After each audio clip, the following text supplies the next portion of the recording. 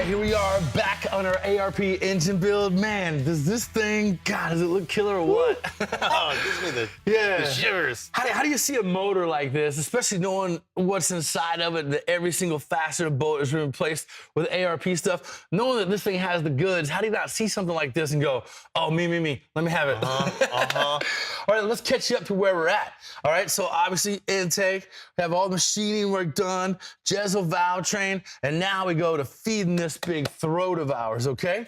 Yeah. So hit them up, man. At the heart of this thing, from fuel injector connection, we've got our fuel injectors. Yep. Now, you always want to get a match set. So they put on a flow bench in their match. So they're all even, so they all flow the same. Now, these are basically like a ZR1 injector. We're at 52 pounds per hour. Yeah. So you want to be just big enough to have enough fuel, but small enough that you can control at low idle. It's like drinking from a fire hydrant. You know, like you don't want too big of an nozzle. Out on the duty cycle, you know, tapped out the whole time, but at the same time, you have to be able to control idle. Yeah. Now, these injectors have a lifetime warranty, so anything were to fail on them, man, you gotta that sort of reliability to fall back on, right? Yeah. And they have thousands of applications as well.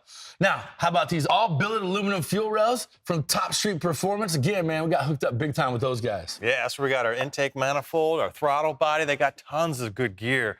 All right, so these guys are pretty much ready to go. We've oiled up all the O-rings, so they slide in really nice. Yeah. That's your side. This is my side. A good way to do that, right? Not only on this end, but obviously when you're putting them in a fuel rail, just grab a little lube, make sure they go in there. That way they pop in there really nice, smooth. Last thing you want to do is tear or cut one of these O-rings.